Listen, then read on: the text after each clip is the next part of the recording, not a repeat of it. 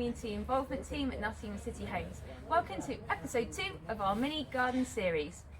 We're at 2 independent living schemes today. We're at Clover Green and we're at Sutton House. And we're really fortunate to be joined by Tracey Lloyd from Windmill Community Gardens.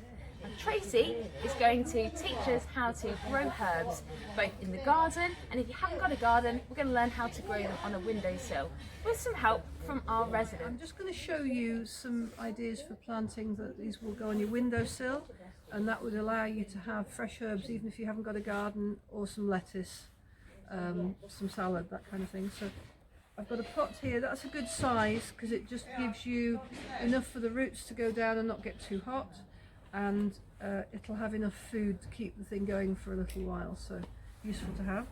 So we've got the compost here. The thing that maybe is worth thinking about is pushing down the compost so that it's fairly firm in the pot. That just gives plenty of compost and makes sure that they've got enough food to get going, enough stability for the roots to get going, so that's nice. And you don't want to put the compost in too high, because otherwise when you water it, it'll not go in. You need to have enough room for the water to sit before it goes down rather than falling off the edge. So if you filled it up to the top, that wouldn't happen. Okay, so what we're going to do here is just put in a few different seeds. We've got some lettuce, some basil, some coriander and some dill. And you can put in any or all of these. If you're going to grow it as a cut and come again, then you could put in quite a few, but actually they go a long way. So that's probably about 100 seeds, and you don't want that many.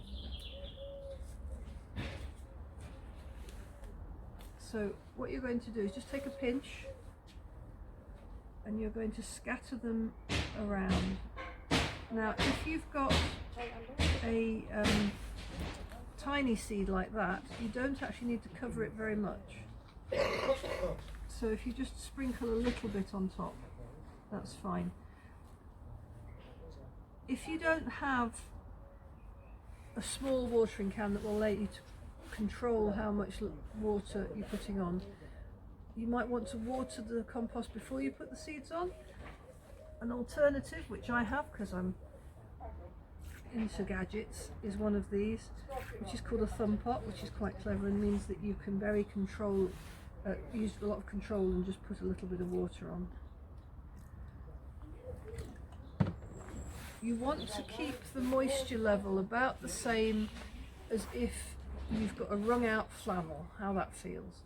So the trick now would be to put on a plastic bag, something like that, until the seedlings show, and that'll keep the moisture in. You want it to be quite close to the surface, or you can put the whole thing in a bag and tie it up, and that'll keep the moisture in. It helps if when you first water it the moisture goes quite a long way down as well, so that you've got plenty. But that way you don't have to water it all the time, so that's really useful. And once the seedlings come up, then you've got something where you can just keep snipping off the seedlings as long as you leave about that much underneath, or you can let them grow up and take off individual leaves. Both of those will work. And of course, if you wanted to, you could plant them outside and take them, separate them and plant them outside. But that's all available to you. So basil in the pot, hopefully that they all grow big and strong. My name's Kate. I'm one of the residents at Clover Green, and since I've come here, this was my mission, to get us having a nice garden to sit round in the summer. So everything here is what we've all done. There's nothing here when we came, just grass, and it's beautiful. I'm so pleased with it, so pleased with it. And we've been in 2 competitions, and we've just been told that we need to go in for another one, but we'll see. Just plant some coriander seeds. They come up beautiful. I love coriander. Thank you. and we'd really love for you to give it a shot at growing in your own home. We want your videos, your stories and your photos. Please visit Nottingham City Homes Facebook page. You can also visit Windmill Community Gardens Facebook page, where you find a wealth of information, lots of helpful pointers on how to grow.